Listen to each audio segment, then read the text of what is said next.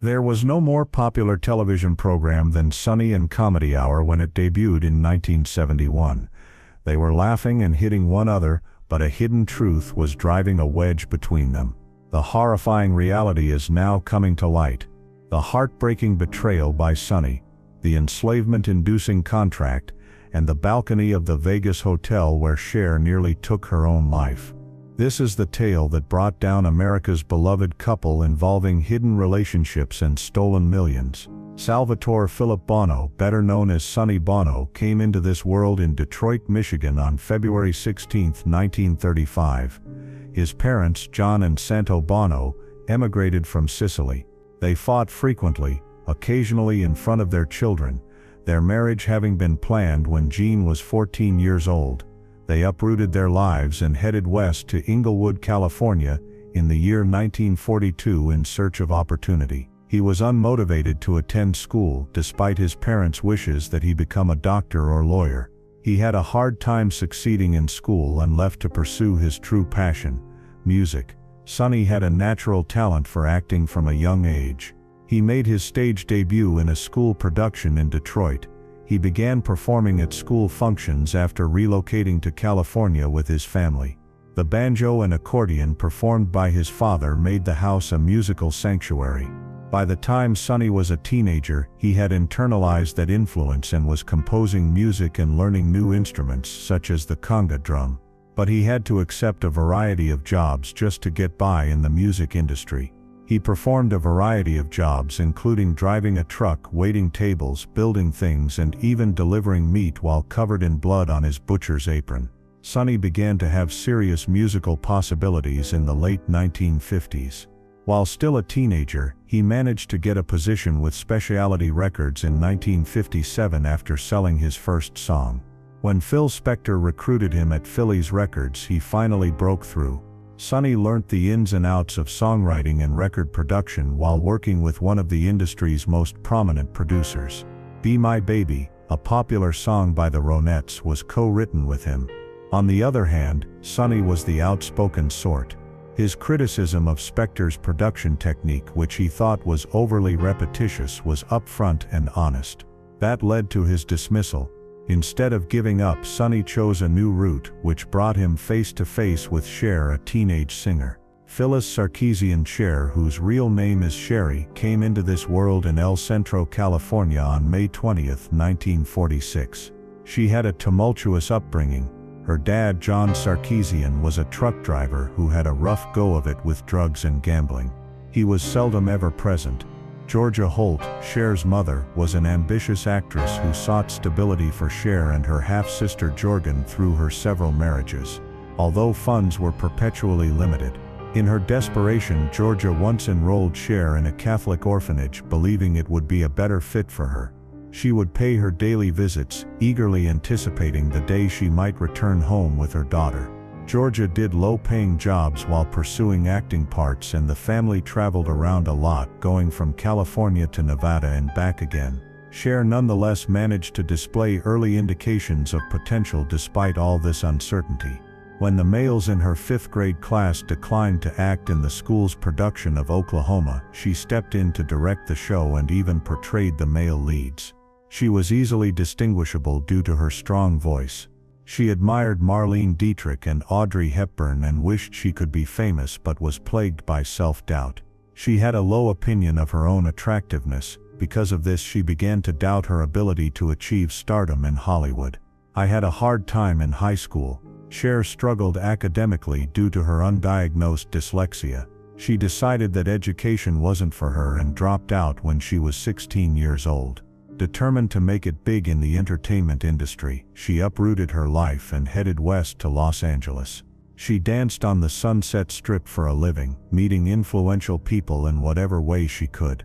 Sonny Bono was her next encounter in 1962. November 1962 was the month that Sonny and Cher first crossed paths. Cher was 16 years old. As of that year, Sonny had turned 27. Sonny was an employee of Phil Spector's at the time, and Cher had recently left her maternal home.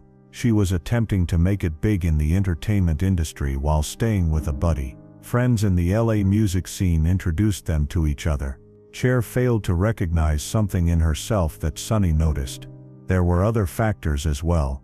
It was her effortless charisma and the way she handled herself that made her a celebrity. She had the potential to be extraordinary, and he was determined to see her through to her goal.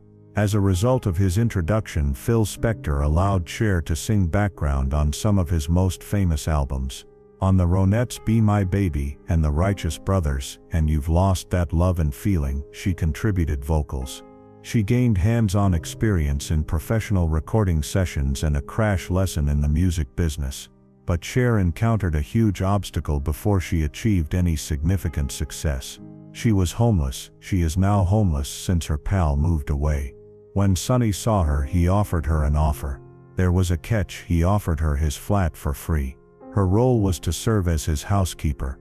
I consented when I was 16 years old, homeless and without a source of income. In addition to helping out around the flat, she also cooked and cleaned. She came clean about her lack of culinary skills later on, but Sonny remained unconcerned. At first, their relationship lacked passion. Survival and ambition were their foundations. Their bond deepened as they continued to spend time together. They encouraged one another to keep working on their songs till the wee hours of the morning. It wasn't until the latter half of 1964 that they began performing together as Caesar and Cleo. That moniker was short-lived. They changed their names to Sonny and Cher in 1965. When Sonny composed Got You Babe on a little $85 piano in his Laurel Canyon garage in 1965, it altered everything. His goal was to convey the era's defining characteristics: young love and revolt. He roused Cher from her slumber one night and serenaded her with the tune. It failed to impress her. She didn't give it much thought. Yet Sonny felt certain that they possessed something. While working on the production, he layered instruments to get a deep, rich sound, an approach influenced by Phil Spector's Wall of Sound. The distinctive sound of the song was created with the addition of a balalaika mandolin by the gifted arranger Harold Batiste. Atco Records weren't sure the song would be popular when Sonny submitted it to them. Nonetheless, he persisted. He convinced DJs to play it by personally delivering copies to radio stations. His doggedness was rewarded. I Got You Babe peaked at #1 on the Billboard Hot 100 on August 14, 1965. In the span of 3 weeks, it sold more than 3 million copies. In the United Kingdom, it dethroned the assistance of the Beatles. Sonny and Cher shot to fame almost immediately. Their performances on popular TV series such as Thank Your Lucky Stars and Ready Steady Go were well received by viewers. They weren't exactly warmly received, though. They have a distinct appearance in a music market where clean-cut artists were the norm. Cher's long, straight hair and dramatic eyeliner, Sonny's fur vests and shaggy mod suits and others like them stood out. As a novelty, they were written off by several reviewers. Even establishments like nightclubs and cafes turned them away due to their bohemian appearance. A distinct response was discovered in England. People in the UK loved their gender-neutral style, and they became quite popular. Reportedly kicked out of London's Hilton Hotel due to their attire, they were the center of attention during a planned PR stunt that took place during their UK tour. Their notoriety skyrocketed regardless of the veracity of the narrative. Sonny and Cher persisted in the face of criticism. Sonny meticulously molded their image, ensuring they maintained their authenticity while simultaneously captivating a mainstream audience. As time went on, their detractors started to take them seriously. They proved they weren't a one-hit wonder by releasing other successes such as 1967's The Beat Goes On. They were cultural icons in addition to being musicians. A time of social upheaval and defiance, their music encapsulated the ethos of the 60s. Cher's fearless style choices were trendsetters, while Sonny's laid-back demeanor questioned conventional notions of manhood. There was more to them than simply music. They stood for something greater. Sonny and Cher had surpassed 40 million record sales globally by 1967. However, notoriety fades with time. The band's folk-pop tones became stale when psychedelic rock became popular. Albums such as Good Times failed to achieve widespread popularity. Even arenas weren't selling out by 1968. Contrary to their previous glory, they were now performing in little clubs. Something out of the ordinary occurred as they played night after night. While initially they maintained the emphasis on music, Cher's innate intelligence began to dominate. In the middle of her songs, she started hitting Sonny with biting one-liners. He acted silly, letting her jokes fall on him as he plays the role of the naive spouse. It had the same type of banter as classic comedic duos, but with a more contemporary twist. People really enjoyed it. Laughter kept them from leaving, even though they came for the music. News traveled quickly. Unexpectedly, that change in their behavior opened the door to a chance opportunity. Fred Silverman, head of programming at CBS, watched them play in the early 1970s. Their connection as guest hosts on the Merv Griffin program had caught his eye, but it was seeing them perform live that truly cemented their place in television. This was a really risky move back then. There was an overwhelming number of variety programs airing, and many of them were not successful. The careers of Sonny and Cher were also in a precarious position. The 1969 picture Chastity was Cher's acting debut, and it bombed. Not only were they still trying to pay off their debt, but their music wasn't selling either. However, Silverman perceived a distinct quality in them. To him, it seemed like a perfect fit: music and humor. The Sonny and Cher Comedy Hour was a 6-episode summer replacement that CBS aired in August 1971. The layout was simple. Their theme music played in the beginning, and then The Beat Goes On came on. The jokes followed. Cher threw scathing, caustic comments. Sonny portrayed the endearing naivete. Stars such as George Burns and the Jackson 5 appeared in musical performances and comedic skits throughout the remainder of the program. Finally, Cher became a fashion star thanks to Bob Mackey's spectacular outfits. People loved the show right away. Having broken into the top 10 by January 1972, it became an indelible feature of CBS's programming. There was a regular pattern to each episode.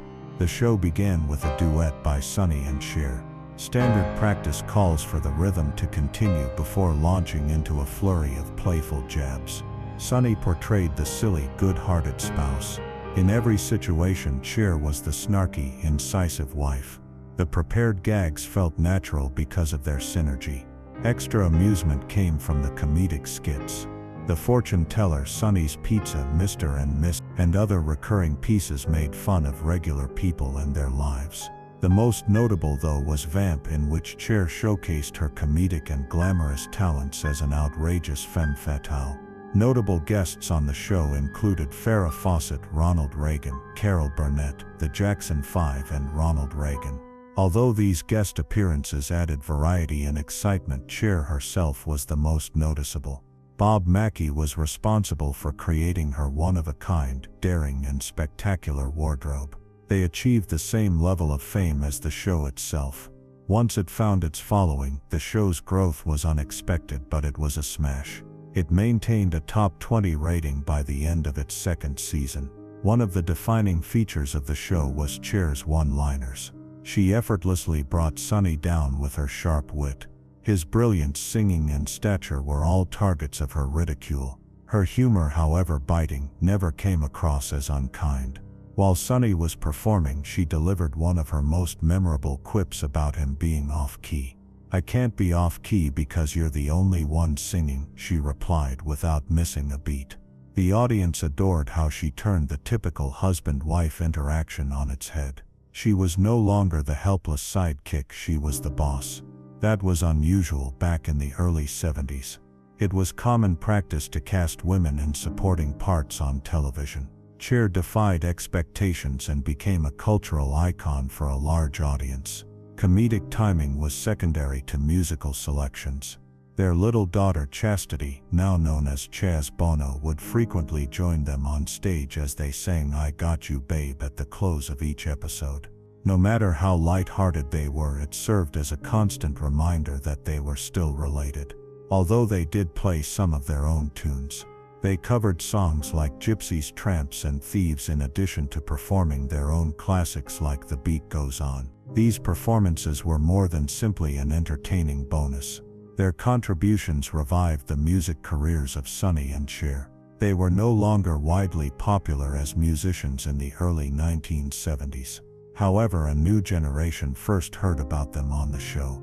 Additionally, it provided Cher with an ideal springboard for her solo career. Her on-air performances such as All I Ever Need Is You went on to become popular songs. The program was well respected by its peers in addition to its massive audience. In 1972, it took home an Emmy for Best Directing in a Comedy, Variety, or Music Series, one of 15 nominations it got during its 3-year existence. This was a huge deal since variety shows back then were quite competitive. The show's solid scripting, which featured a youthful Steve Martin, contributed to its success. Future Hollywood heavyweights like Murray Langston, then known as the Unknown Comic, and Terry Gare were also in the cast. Sonny and Cher's marital problems became apparent during the 1974-1975 third season of their Comedy Hour. In front of millions of viewers, they continued to seem as the ideal combination as they smiled and joked on television. However, their relationship was falling apart off-camera. It was now an unpleasant truth for Cher that Sonny Bono had cheated on her. She didn't share the extent of her pain until much later, when she said that he needed more than just one woman, not even 5. The fact that Sonny had so much power over her life compounded the already terrible betrayal. From her professional life to her clothing choices and even her social schedule, he oversaw practically every move. Cher tolerated it for a long time because she thought Sonny was right. However, his dominance grew intolerable as time went on. The pivotal moment arrived when Cher made a startling discovery. Sonny had set up their firm under Cher Enterprises, a holding corporation in which he had a 95% stake. Despite her best efforts, she had very little say over her financial situation. That discovery altered the course of events. She finally realized her potential after years of performing as a pair. She aspired to be more than simply Sonny's business associate.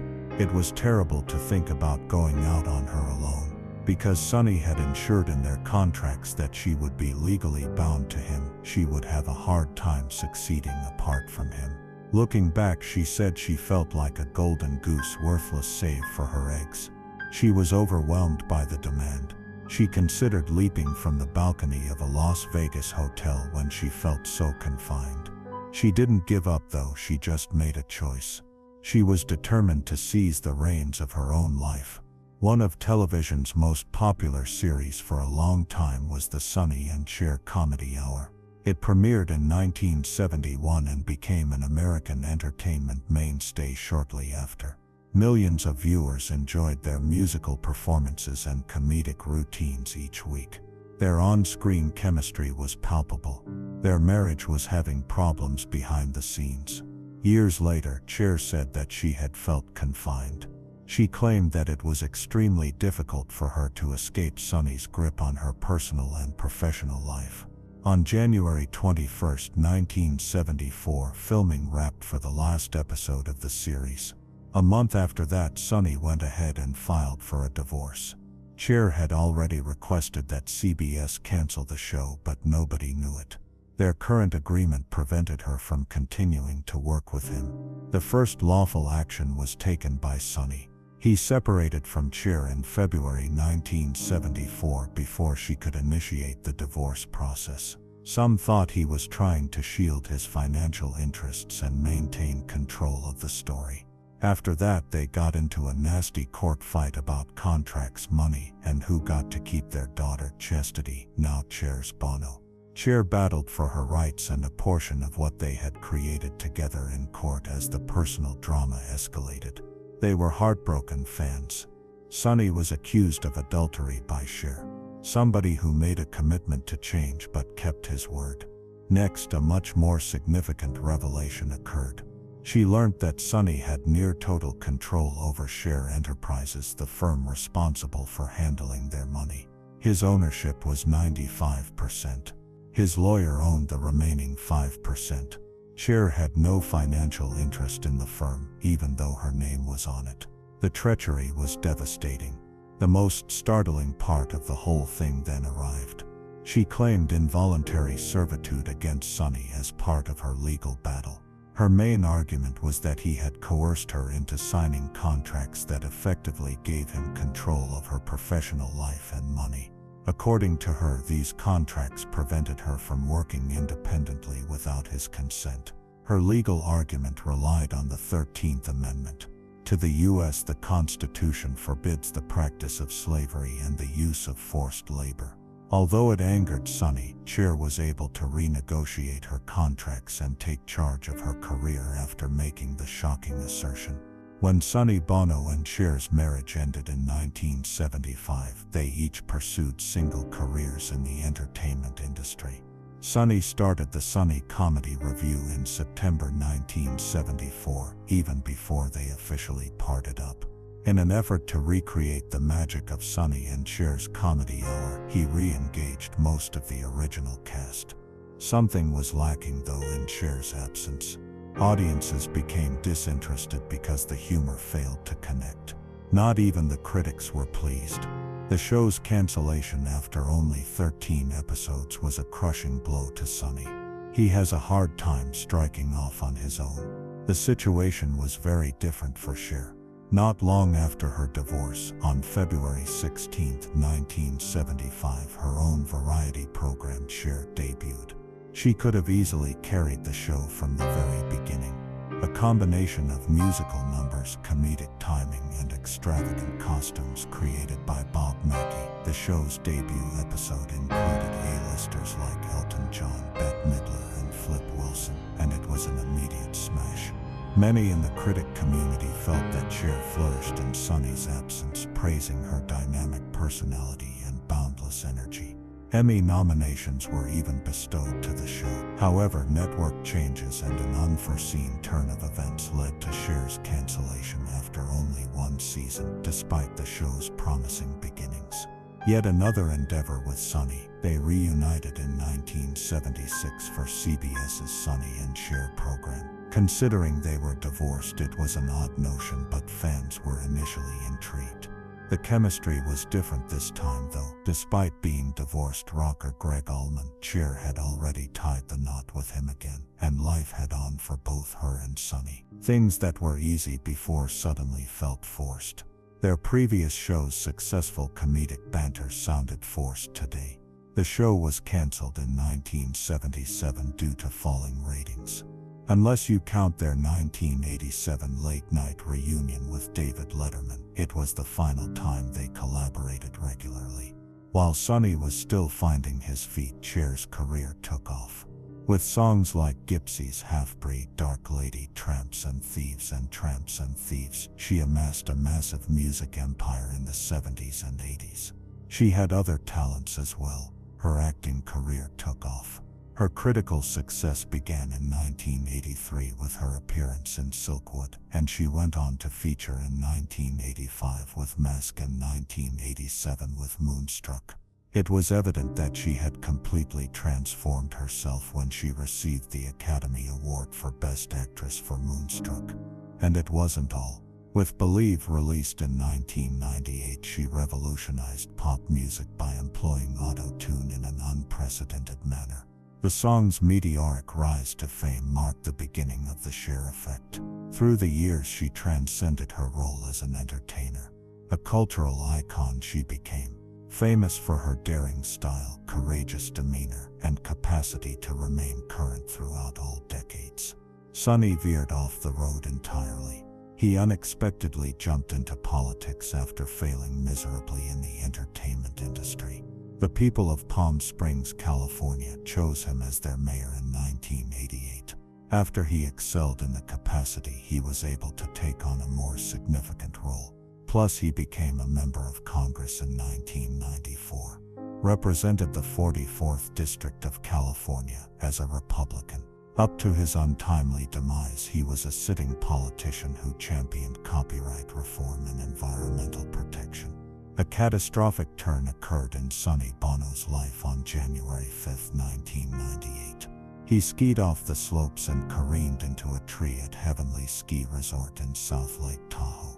The collision was lethal. He died on the spot after suffering catastrophic brain damage. A bizarre event, according to the authorities, might happen to anybody, even the most experienced skiers. Nothing alcoholic or drugged was consumed. Michael Kennedy, Robert F. Kennedy's son, had also perished in a skiing accident not long ago. Tree skiing is fraught with hidden risks, as Sonny's tragedy has shown. When Bono was 62 years old, he had already experienced several lifetimes. Before anything else, you'll remember him from his time as Sonny Cher. Then, after achieving political triumph, he has been the Republican representative representing California's 44th district since 1994. Mary Whitaker Bono, his wife, and their young children Chesora and Cheyana were saddened by his unexpected demise. Surprisingly, Mary rose to the occasion and assumed his position in Congress for over 15 years. Although Sonny and Cher had parted ways a long time ago, their connection was profound. Cher gave a heartfelt eulogy at his burial. According to her, he was the most remarkable person she had ever encountered. His eccentricities, their history, and the impact he had on her life were all topics she covered. An emotional roller coaster it was. Their relationship's nature has been the subject of speculation for years. Many mourners wondered why she had chosen to speak at his funeral. There was absolute certainty at that very instant. Sonny had been her everything, despite their conflicts.